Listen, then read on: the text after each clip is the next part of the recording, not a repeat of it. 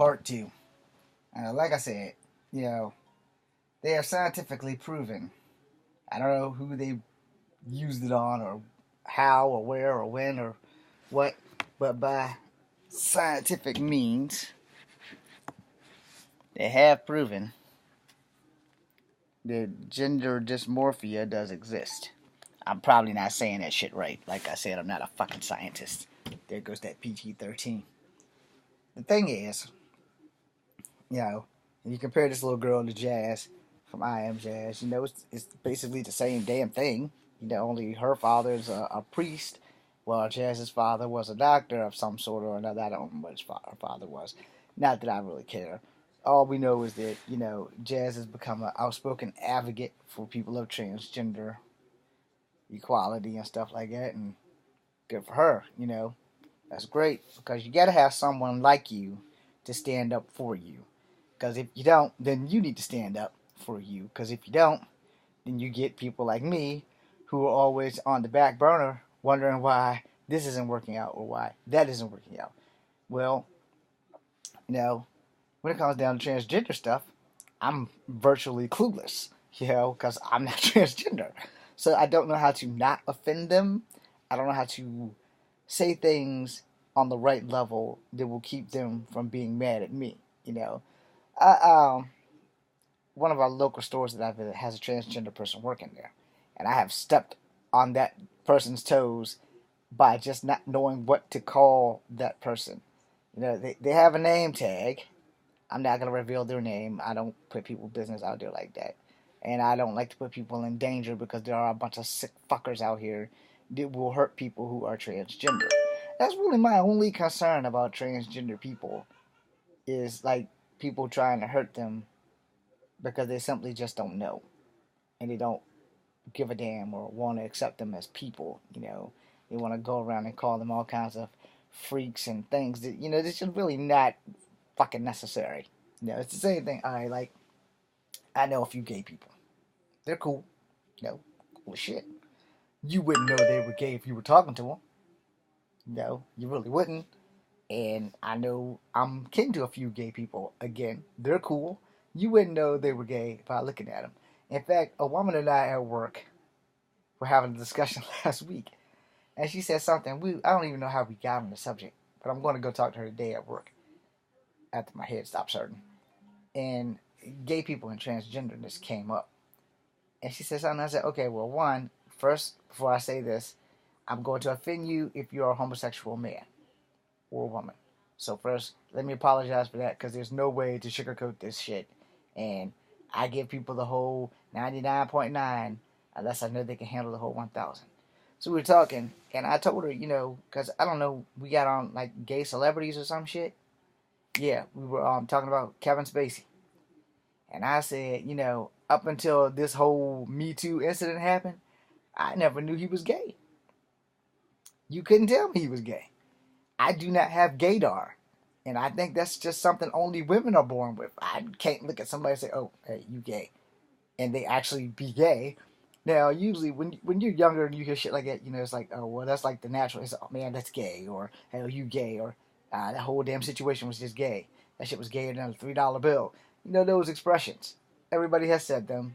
If you haven't, you're lying. Anyway, 1 second.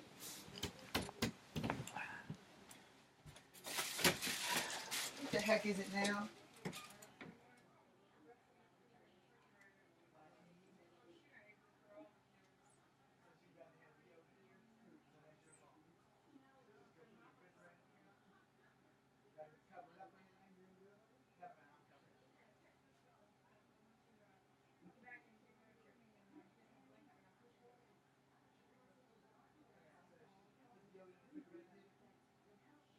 Spoon can't say it now.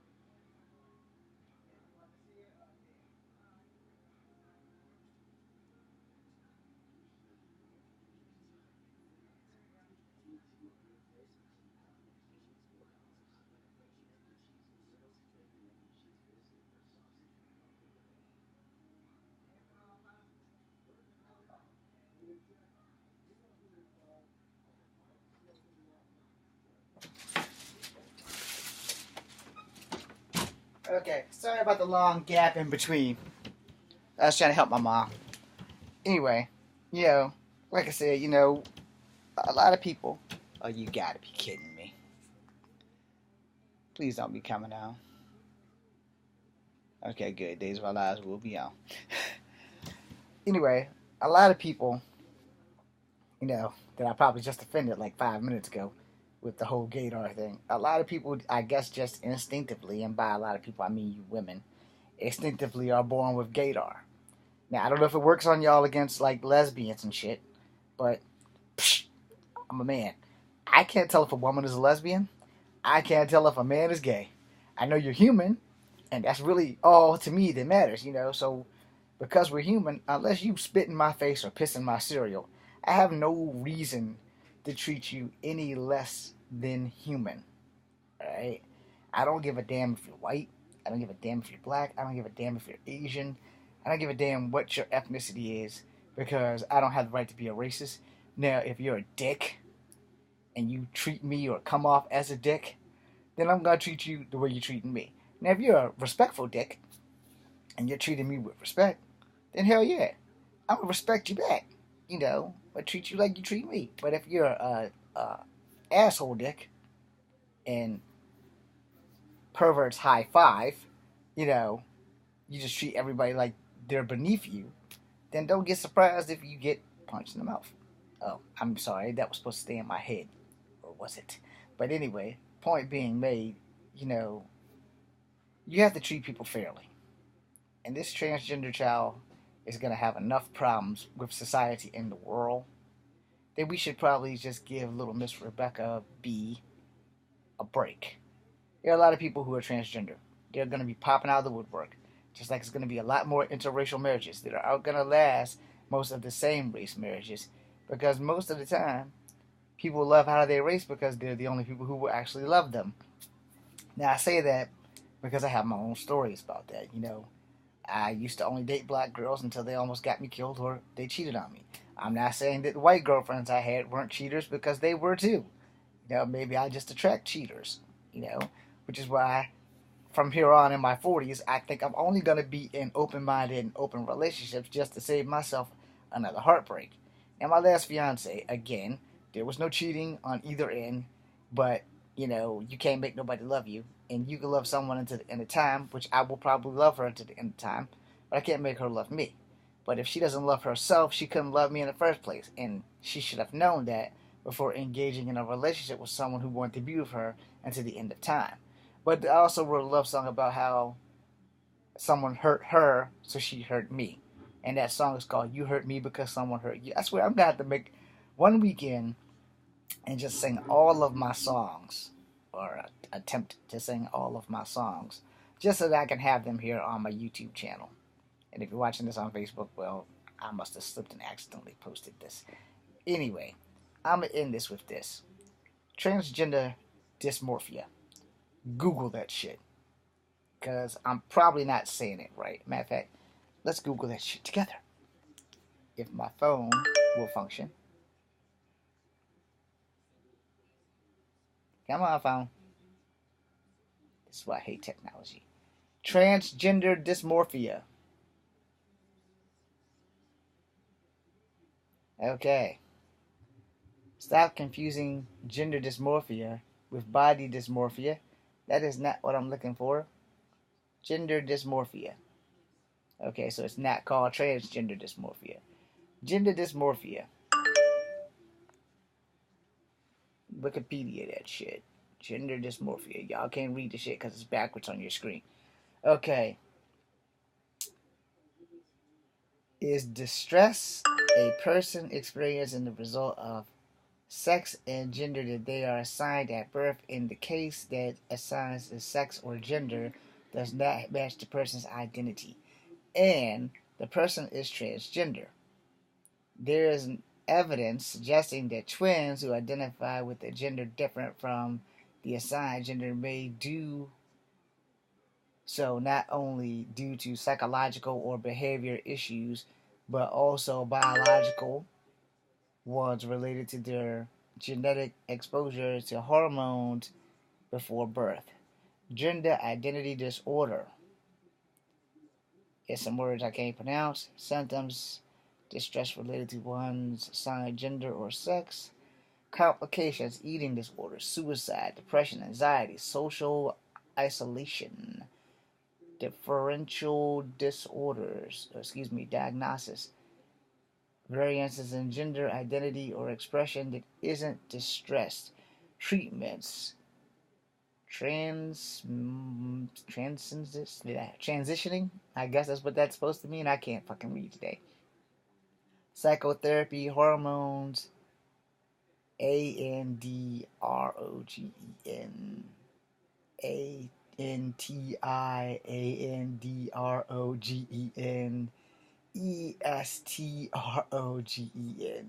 Okay, that's medications.